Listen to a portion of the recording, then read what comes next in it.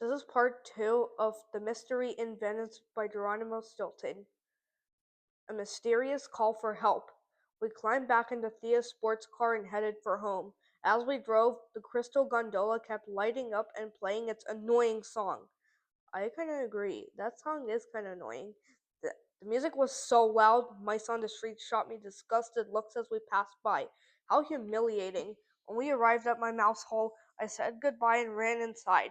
I couldn't wait to get out of my ridiculous outfit and put on my regular clothes.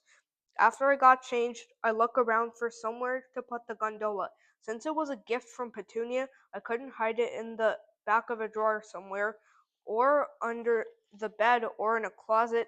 I needed to leave it in plain sight. I started wandering around the house, looking for the perfect spot.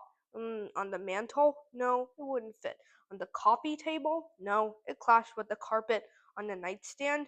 No, if the annoying song went off, I'd never get to sleep. Right at that moment, the doorbell rang. I ran to open it, but the door burst open and it was knocked over by my cousin Trap. The crystal gondola fell to the floor, breaking into 1,000 pieces. I tried to put the pieces back together as tears fell from my eyes.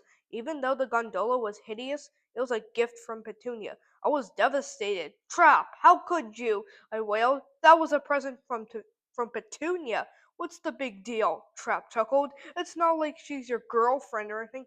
Ew. This song is so, this book is so gross.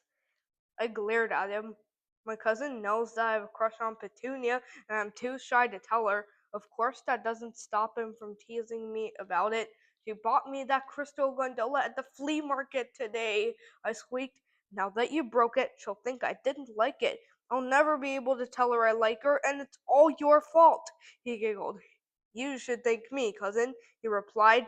For from the little that is left, I can really tell that thing was hideous. I ignored him and started picking up tiny pieces of crystal in hopes of fixing the gondola. It was then that I realized that a piece of rolled up paper had been stuck inside the gondola. I unrolled it and read these words. I gulped. It was a dramatic call for help. I have to do something immediately. Look at this, I squeaked, shoving the paper under my cousin's nose. Someone is in danger and needs help. Maybe it's a damsel in distress. Trap just rolled his eyes. You'll never change, Dermeister.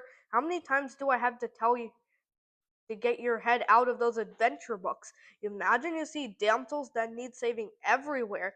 Just wait, I'm going to tell your almost girlfriend. Geronimo thinks he's a knight in shining armor. And he left in a hurry to go and blab it all to Petunia. Ew, this picture is so. Destination Venice. I tried to grab Trap's tail as he ran off, but he managed to slip away. Rats! Who knew what he would say to Petunia? Maybe he'd say I was smashing her crystal gondola to bits. Or maybe he'd say I was running around pretending to be a knight in shining armor. Uh, No, I think this is a reference from book one of another series from the Geronimo Stilton franchise, The Kingdom of Fantasy. Either way, I'd never have a chance with her now. Still, there was no time to worry about it. Someone out there needed my help, and I was just the mouse for the job. After all, I may not be the bravest mouse on the block, but I am a true gentle mouse. If someone needed assistance, I had to take action. With a sigh, I picked up the mysterious paper and began to examine it very carefully. Who knows how long had it been inside the gondola? The writing was very neat, and the dots on the exclamation points were in the shape of hearts, which made me think the author was female. Plus, the paper was scented. Right at that moment, I noticed a small tag attached to what remained of the crystal gondola. It was a certificate of authenticity. It said authentic Murano crystal. So the gondola had been made in Italy, on the island of Murano in Venice. Before I could say squeak, I'd packed my bags. I went to the airport and boarded a flight to Venice. I didn't say anything to anyone. What would I have said? That I was leaving to solve a mystery in Venice? That that was going to that I was going to save a damsel who maybe needed help? I know it seemed absurd. Everyone would laugh at me. As soon as I boarded the plane, I fell asleep.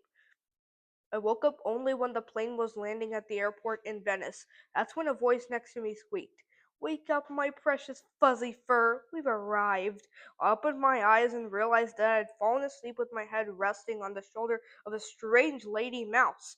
I jumped up, purple from embarrassment. "I'm so sorry," I stammered. She smiled at me, batting her big, extremely made up eyes. Her long fake eyelashes nearly slapped me in the snout. "Don't worry your handsome little self. How about we do some sightseeing together in Venice, my precious darling?" she crooned. My fur turned red. I mumbled something about having a lot of things to do, but she didn't take the hint. "You have things to do?" she squeaked. "So you mean you're not here on vacation? You actually live in Venice? How romantic. I knew that I would find the mouse of my dreams on my trip to Venice."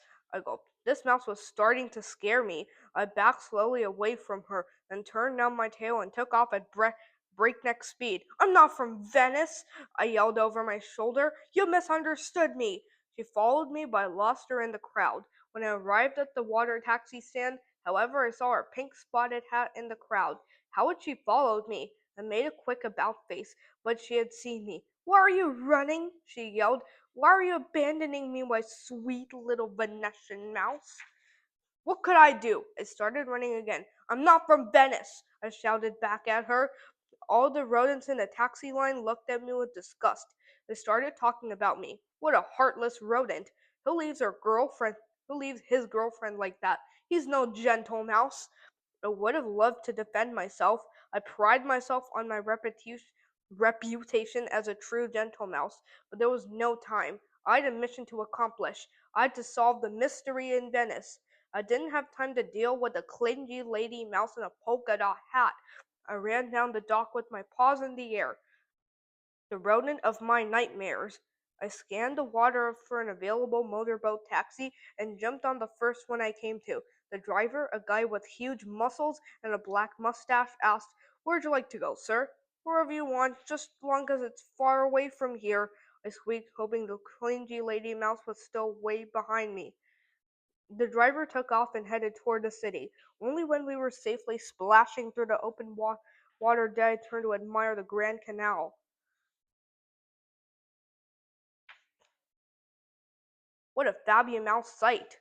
Just then, a steamboat filled with tourists taking pictures pulled up next to us.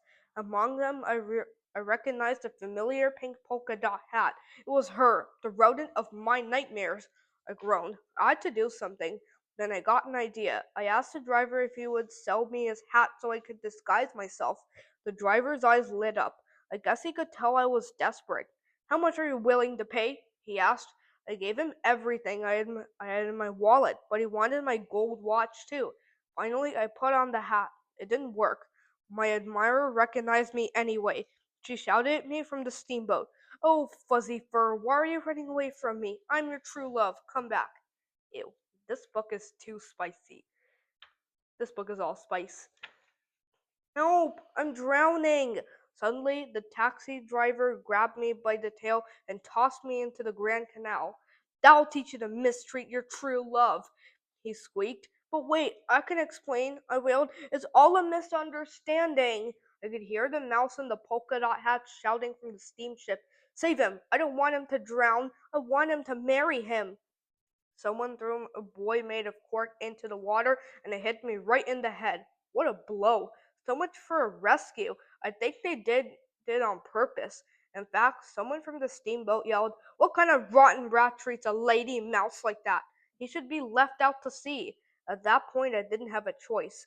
I began to sink. I swam underwater, holding my breath until I reached a secondary canal that smelled of rotten fish. Yuck, what a terrible stench. But what could I do? I hid under a bridge until evening to be sure that my clingy admirer was long gone. While I was hiding, I began to hiccup. I hoped no one would hear me. Oh, how had I gotten myself into this mess? Oh, the classic Geronimo catchphrase. I sighed loudly, full of pity for myself. Suddenly, a voice up on the bridge squeaked, "Did you hear that? Someone is sighing!" Of course, we're standing on the Bridge of Sighs. another voice said. Maybe it's a ghost, a third voice shrieked, and I heard paws scampering overhead. Quietly, I slipped out of the water. I stood on the dock and sighed for the millionth time that had been that night. What a fiasco! I'd been so busy running away from my lady admirer that I hadn't even begun to solve the mystery in Venice. I took a deep breath and resolved to get moving. I would start looking for clues right away, even though I was soaking wet, freezing, and above all, stinking of rotten fish. I tried not to think about the stench as a cloud of flies followed me down the narrow streets of Venice. By the time it was pretty late in the evening and the whole city seemed deserted, that was actually a good thing since I felt like I was playing the starring role in the horror movie Mouth Monster of the Lagoon. I slunk along, whiskers drooping, leaving puddles behind me. The few tourists I the few tourists I encountered made sure to keep far away from me, covering their snouts with their paws. Oh, how humiliating! I was still feeling sorry for myself when I entered Piazza San Marco. In an instant, I forgot all about my troubles. I stared at the gorgeous antique buildings, the marvelous cathedral with four domes, the bronze horses, and the tall bell tower. What an amazing place! Right then, a flock of rude pigeons sailed overhead, dropping small gifts on my head, my back, and my tail. Oh, how humiliating. And that is it for part two. I'm going to be doing part three another time. I hope you enjoyed the recording of part two of The Mystery in Venice by Geronimo Stilton. Bye.